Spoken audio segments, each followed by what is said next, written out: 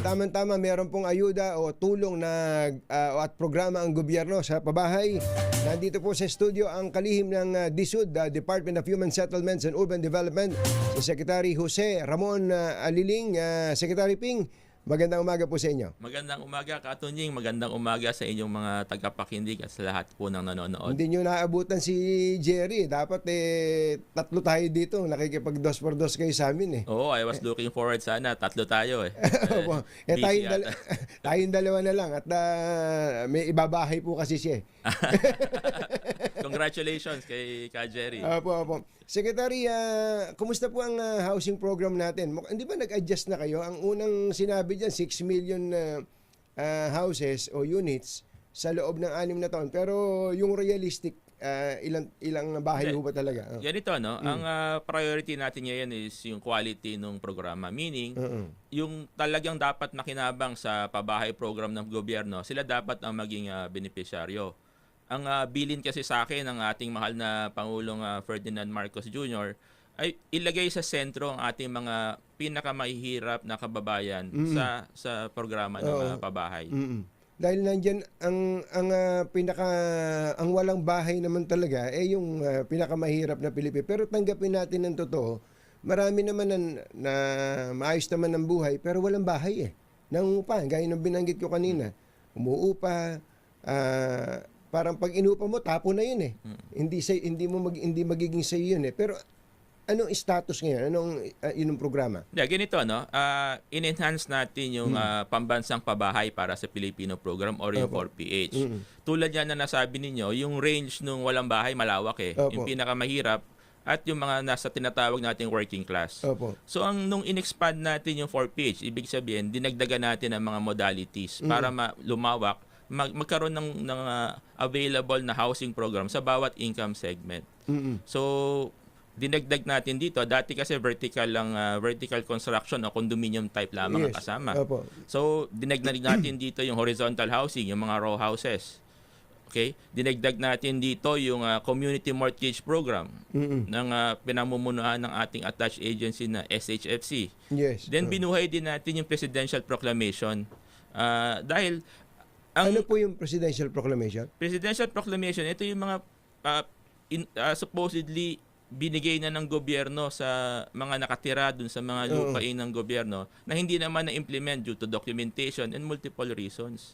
Pero nakatira yung mga kababayan natin pero walang papel. Walang papel. Hindi kanila yung tinitirikan ng kanilang mga bahay. Yung iba dito, Katunying, actually nag-award na tayo starting October si Presidente mismo ng Housing Expo. Yung iba dito more than 2 decades nang pinoproseso. Ba't umabot ng ganun katagal? Well, maraming rason. Multiple agency to, pati LGU kasama sa proseso. Pero ang gusto natin bigyan din dito, talagang prioridad ng Pangulo na i-implement ito mga presidential proclamation. Alam nyo, yung mga nakatanggap ng award mismo, minsan anak na sa or apo na nung original na beneficiaryo. Ganun katagal eh. Pero ano po yung itsura ng lugar nila? Baka naman yung bang pangkaraniwang government property, lupa ng gobyerno, nagtayo lang ng structure na ganito, hindi maayos, parang dugtong-dugtong na lang yan, ina-award po sa kanila kahit na ganun po ang sitwasyon o aayusin muna sila? Ganito, no? Ang unang step is ina-award sa kanila muna yung kung saan nakatirik yung bahay nila. Then meron tayong programa na ini-improve natin yung living conditions nitong mga beneficiaryo na to. Kumaga, step number 1, i-award muna sa kanila yung pag-aari ng kanilang kung saan nakatirik. Step number 2, tulungan sila through financial help, no? Financial programs ng ating gobyerno para naman ma-improve yung living conditions. Meron na po bang, anong sample yan? Meron ba kayong pwedeng bigay na sample sa amin na ginawa nyo na na-award tapos ay inaayos na ngayon yung itsura ng bahay nila? Meron tayo niyan sa community mortgage program kasi nagsimula pa lang tayo dito. Balikan ko muna yung presidential proclamation. No? Ang presidential proclamation sa CMP naman halos pareho yan eh. Ina-award ko sa nakatirik yung mga bahay nila. Ang diferensya lang, ang CMP privately owned yung lupa. Ang Presidential Proclamation, pag-aari ng gobyerno. So yung programa natin dyan, halos pareho. So once ma-award yung lupa nila, kung saan nakatirik bahay nila, ang second phase natin is improvein yung living condition. Kasama na rin dyan yung structural retrofitting. Kasi alam natin, baka pag lumindol, Tama. di ba? Malamang kung hindi properly engineered yung mga bahay nila, mag-iba, ayan, maraming masasaktan o mamamatay. So parang ganito po, tama ba yung intindi ko na yung mga squatter ngayon sa ibang mga government nag-i-squat sa ibang government properties at nag-i-squat sa ilang mga private properties na matagal na sila doon, magiging legal sila? Ganon? Tama po. Pag na-award po sa kanila yung yung titulo, kung saan nakatirik yung bahay nila, magiging legal sila. Kanila na yun. Kaya mas magaan sa loob nilang magkaroon ng improvement, gastusan yung mga properties nila para ma-improve yung living conditions ng pamilya nila. Saka may emotional attachment na dun sa lugar no? Opo. Kaya nga ang hirap magpalipat ng mga tao. Baba, yung naalala ko tuloy bigla itong mga kababayan natin sa tapat ng ombudsman. Napakahirap paalisin ng mga nandito dyan sapagkat sabi nila, lolo ko pa nandito tapos ililipat mo sa Bulacan o kaya Quezon City man pero banda doon, ayaw nilang umalis. Hindi kaya ini-encourage naman natin yung squatting, sir, especially yung mga professional squatters? Ganito lang yung katunying Sino bang gusto maging formal settler, di ba? Kung may pagkakataon naman to mga kababayan natin na magkaroon ng sarili nila outside those areas, kukunin nila Unfortunately, talaga hindi nila kaya So itong programa na to, hindi sa ini-encourage sila. Gusto natin bigyan ng dignidad yung buhay nila. In fact, si Presidente mismo, pag ina-award niya yung mga titulo, nakikita niya yung naluluha sa tuwa talaga yung mga beneficiary nitong mga programa. Mga gaano karami na yung nai-award ninyo ni Presidente? Yung CMP natin, ang naka-line up ngayon, 3,000. Yung first batch natin, 3,000 pamilya. So kung 5 tao bawat pamilya, 15,000, 15,000 yan. No? Sinimulan na po yung award yan October. Matatapos po yung first batch mga March 2026. No? Then sa CMP po, Community Mortgage Program, ang naka-line up po natin dito 34 sites. Nasa 6,000 pamilya po ang makikinabang. So kung 5,000 po bawat pamilya, 30,000 na tao po. Saan mga lugar po ito, Sec? All over the country po itong 34 na CMP sites natin. Pero hindi ba may mga lugar na talaga namang magandang pwesto for development? Halimbawa, pwedeng gawing parte ng isang central business district na naging eyesore na yung isa. Pasensya na kayo, kailangan ko maging realistic. Eyesore na yung isang grupo ng mga kabahayan doon, kahit nga ba ilang taon na silang nakatira doon. Papayagan natin silang tumira doon? Hindi, yung mga cases na gano'n, meron naman tayo ibang programa para doon. Meron tayong tinatawag na off-site community mortgage program. So, hinahanapan siya nilang lilipatan, no? Using the same business model. Imbis na dito sa kung saan nakatirik yung bahay nila, hahanapan sila ng lilipatan within the same area din, within the same LGU. Yun ang ideal natin. In-city tayo as much as possible. So, yun po yung programa ng pabahay doon sa mga kaso na gano'n na kailangan ilipat. And yung mga hindi naman kailangan ilipat, tulad nga ng nasabi ko, ini-enhance natin yung lugar, yung mga utilities, kuryente, tubig, naglalagay tayo ng mga CCTV camera, street lights, and then ini-encourage nila pumunta doon sa second phase ng CMP. Ito nga yung i-retrofit yung mga bahay nila para gumanda at maging mas matibay. Alam mo, narinig ko sa inyo kanina yung salitang dignidad Di ba? Yung mga kababayan natin na nasa ganung sitwasyon ngayon, ganito ang kalagayan, didiretso ko na, squatter ka na nga, sabi nga, kung wag-ugali ka pa, ang ugali mo ay, pasensya na kayo, kailangan ko itong maging real talk to. Squatter ka na nga, sa laula ka pa, pag sinabing squatter, criminal-minded ka. Pag sinabing squatter, hindi ka sumusunod sa batas. Ito, paano nyo ita-transform yung ganong klase? Kasi holistic dapat yan Hindi naman bigyan mo lang ng bahay. O ito, nakatira ka dyan, legal ka na dyan, tapos na usapan. Paano nyo ginagawa yung holistic approach? Unang-una, meron tayong social preparation. Kinakausap natin sila, ino-orient natin. Paano ba dapat ang buhay ng isang pamilyang Pilipino, no? Opo. Pati yung lalong-lalo na yung isa nating programa, yung rental housing, meron na rin tayo niyan, Katunying, no, sa 4PH. Ang rene-replicate natin dito yung existing na pabahay ng Valenzuela City, yung Disiplina Village. Nako, Ito, ganda nun. Ganda diba? nun. Yung Valenzuela Village, alam natin, yung sinabi mong problema, na-address yan eh. Kaya nga Disiplina Village ang tawag, may mga rules tayo. Kung gusto mo mag-stay dyan sa mga housing facilities na yan, susunod ka sa rules. Otherwise, papalitan ka ng iba. Napaka-effective po nitong Disiplina Village. Meron na po tayong dinadamihan niyo yan. Meron na tayong 7 naka-line up ngayon na rental housing na naka-pattern after the Disiplina Village of Valenzuela. Saan lugar po ito? 3 po sa Quezon City, meron tayo sa Iloilo, meron po tayo sa Victoria sa Negros Occidental. At sa January po, maglo-launch pa tayo ng another 10 to 12 rental sites. Pina-finalize lang namin with hindi ko lang pwede pa-announce, no? Pina-finalize lang namin with concerned LGUs itong mga rental housing po ng 4PH. Para maintindihan ng mga kababayan natin, napuntahan ko po itong Disiplina Village na yan, ha? Noong, basta bago mag-pandemic pa. Na-amaze ako eh. Well, kudos kay ngayon ay Secretary Rex Gatchalian. Yung pong Disiplina Village, ilang building yan eh.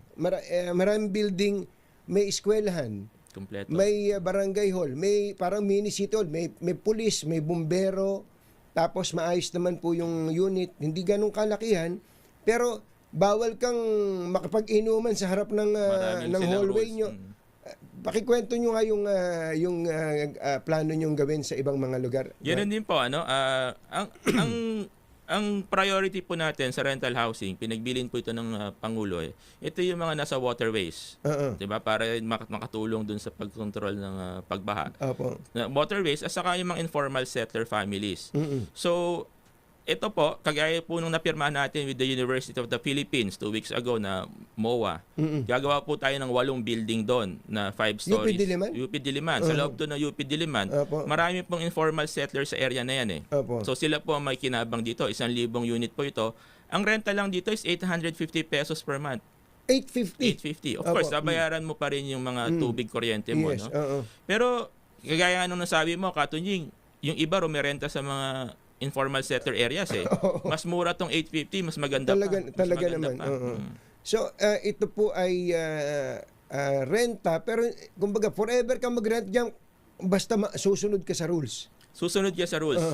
Pero once na hindi ka sumunod sa rules, dahil marami pa tayong kababayan na nangangailangan, nakapila, naka-waitlist, papalitan ka. Napansin ko, kahit nandito kayo, naka-ID kayo ng DSUD, ano ba, ganyan ba ang policy nyo ngayon sa Department of Human Settlement? Lahat ng opisina ng DSUD ay ini-implement talaga natin yung office rules. No? Isa rito yung pagsuot ng ID.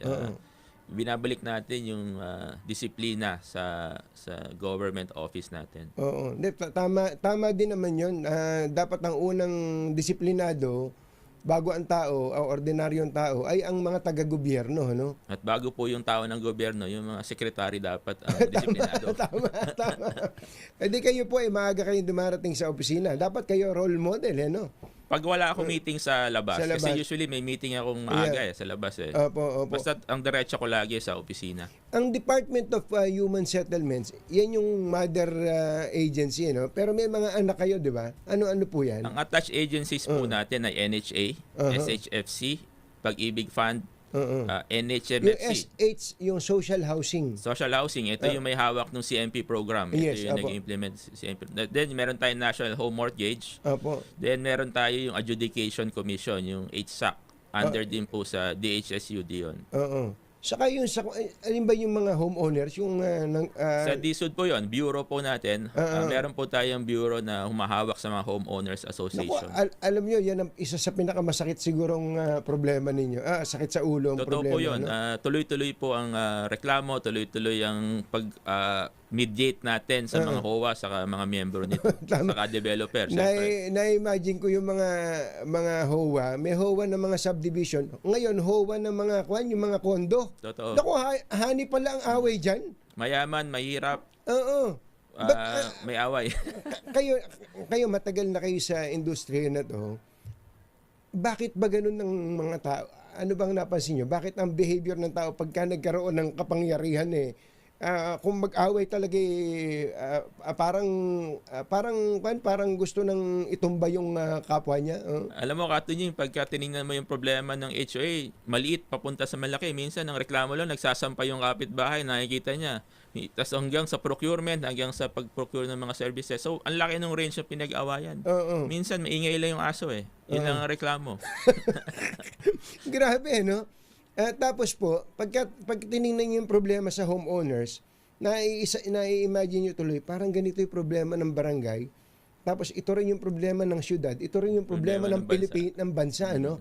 So, kung paanong ang dami-dami nating sinasabing hindi maganda laban sa Pangulo, pag tinignan pala natin mga sarili natin sa kung saan tayo miyembro na community, ang gulo-gulo din natin, ano? Minsan sa tahanan mismo, nagsisimula ang gulo.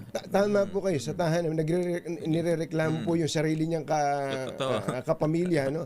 Grabe. So, ang dami palang mga attached agencies, nabanggit nyo, Pag-ibig. Pag-ibig Fund. Pag-ibig Fund. Kumpleto na ba tayo sa mga nabanggit niyong? Kumpleto na, Katunying. Kumpleto na. Ganun pala kalaki ang saklaw po ng Department of Human Settlements.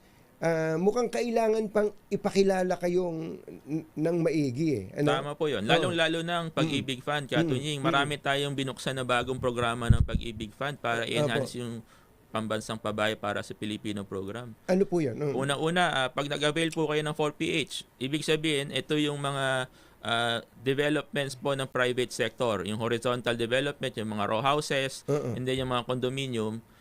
Pag yung miyembro ng Pag-ibig, no, gustong bumili nitong mga socialized housing na mga proyekto na to, pipili lang sila ng kahit anong socialized housing unit. Then pupunta sila sa Pag-ibig, pwede sila mag-avail ng 4PH Pag-ibig program. Ito yung 3% home loan lang.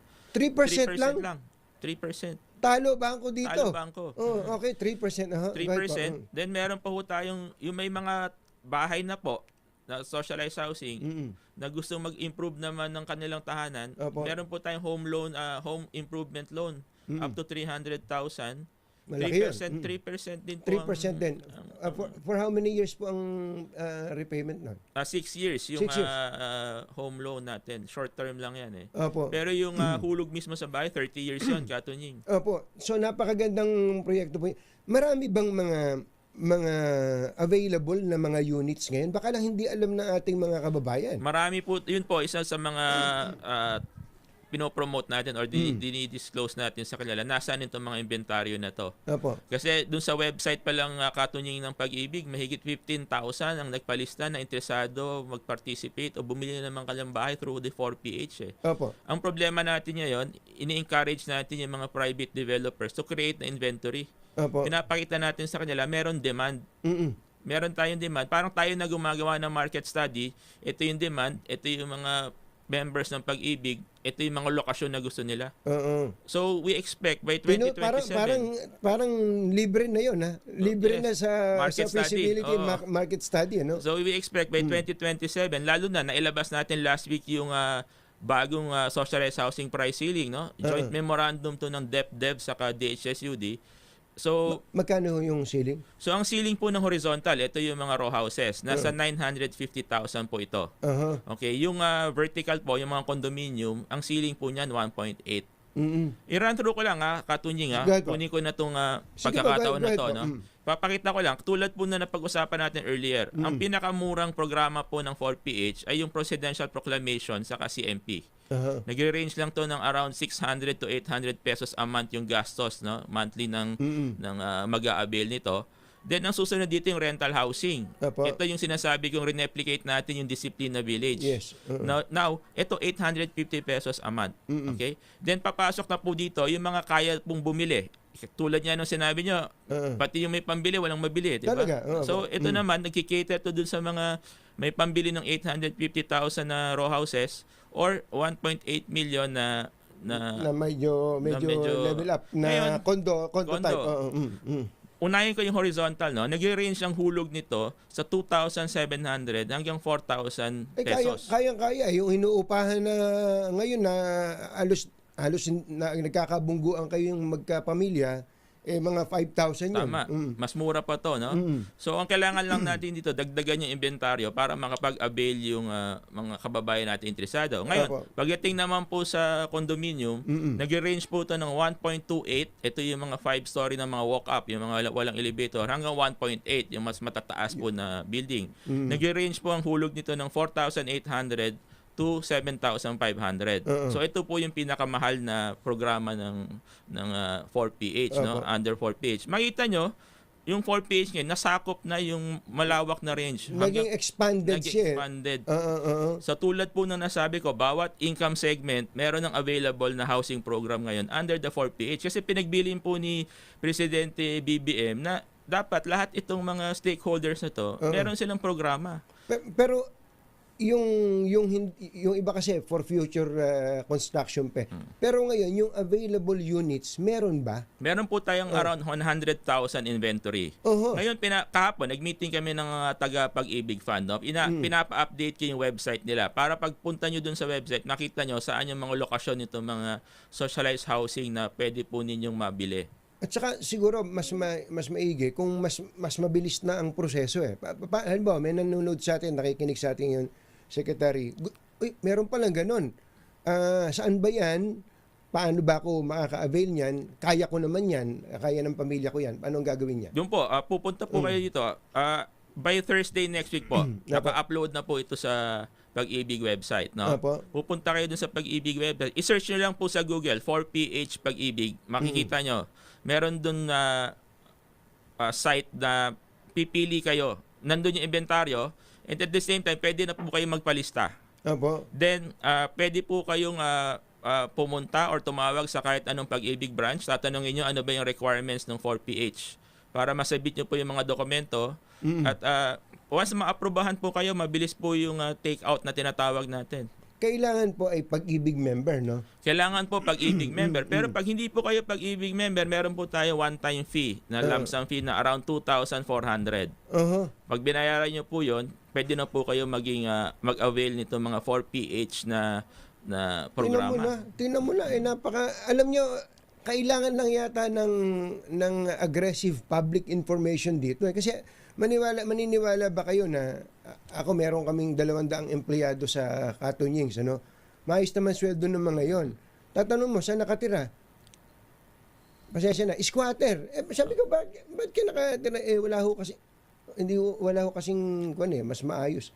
Yung kinukwento nyo ngayon, kung in-city pa yan, bakit naman hindi avail ng mga tao namin yan? Opo. Malawak na ho. Actually, lahat na ng housing modalities, pinasok na natin under 4PH Katunying. So, kung ganyan po ka-expanded, by end of the President's term ng 2028, mga gaano karaming units po yung hindi lang yung napagawa, kundi yung available para po sa ating mga kababayan. Ang nakikita nating realistic dito, no? Yung direct production and indirect. Ito yung mga natulungan natin magkabahay, no? Pwede silang bumili sa open market, sa mga private developers. Nakikita natin around 1.1 million ang madideliver pa rin natin hanggang 2028 na units ng mga bahay. Pero marami, sa totoo lang, kasi ambitious yung 6 million, tapatin natin ng totoo. Nung narinig ko ngayon, drawing mo lang yung bahay. Alam mo naman nating hindi siya realistic eh. Pero yung 1.1 million sa inyong palagay ay kung ba yun? Marami na ba yun? Well, ikukumpara natin to sa dalawang previous administrations, mas marami to. 700 and 800,000 yung previous two administrations. So itong 1.1 total yon sa 6 years, no. So ito yung realistic. We have to be realistic about yung mga resources, yung capability ng tao, yung mga developer, di ba? Kasi katulong natin dito hindi lang gobyerno, Katunying. Pinapapasok natin dito yung private sector, kaya tinapataas natin yung kredibilidad ng departamento para pagtiwalaan tayo nito mga private sector developers na gumawa ng socialized housing. Sayang lang at siguro sa ibang pagkakataon gusto kong i-discuss yung nabanggit na nag-ausap po kasi kami sa telepono ni Secretary kahapon. May pinag-uusapan kami dun sa nag-research tuloy ako yung RA 7279 yung balance housing yung sa ibang pagkakataon talakayin natin yun, pero yung pala ang mga developers ay nire-require ninyo na maggawa ng social socialized housing. Next time, Secretary, bigyan niyo ako ng... Pero maiksi lang po. Ako po nakikiusap sa ating mga kapartner na developer na i-provide natin itong mga obligasyon natin na magtayo tayo ng socialized housing. Dahil kailangan po natin pataasan ng inventaryo. Marami po talagang kababayan na nag-aantay na magkaroon ng mga tahanan. Ang kaya lang po nilang bilhin talaga itong mga socialized housing na unit. Opo. But of course, mas madali siguro kung ang property ng gobyerno. Di ba nag-inventaryo na kayo ng mga government properties, mga lupa ng gobyerno na nakatenga lang o kaya iba lang ang nakikinabang? Tama po yung Katunying. Ito po yung tinatayuan natin ng rental housing ngayon. No? Mga LGU land. And then nakikipag-usap din tayo sa ibang mga ahensya ng gobyerno. Katulad nga ng UP, University of the Philippines, iba? 8 building kaagad doon. So napagulong na natin. Ika nga meron na tayong proof of concept eh. Kaya sa 2027 sigurado tayo dadami na tong mga units na to. Kasi napakita na natin lahat ng modalities now under 4PH gumagana na. Kailangan lang pabilisin, bigyan ng mas maraming resources at sabi mo nga, malaman ng ating mga kababayan na may mga programang ganito. Hindi, kabisado nyo to eh. Gaano kayo katagal sa industriya na to, Secretary? Well, ako nasa private sector ako sa construction management. No? Then dito sa gobyerno, naging undersecretary tayo ng 1 taon. And then ngayon naging secretary tayo ng DHSUD. Ibig sabihin, kabisado nyo na to at alam nyo sinasabi nyo, Secretary. Hindi, saka Katunying, ang difference ngayon, tuloy-tuloy ang pag-dialogue natin sa mga developer, sa mga stakeholders. Yan ang diferensya ng ginagawa natin ngayon sa nakaraan. Salamat po ng marami at pag may mga pagkakataon na kailangan nyo ipaalam sa publiko yung ganitong magaganda ng mga proyekto, libre po ito dito sa DZRH. Wala ho kaming sinisingil dito. Maraming salamat po. Maraming salamat po, Katunying. Thank you so much. Si Secretary Jose Ramon Ping Aliling, ang kalihim po ng Department of Human Settlements and Urban Development.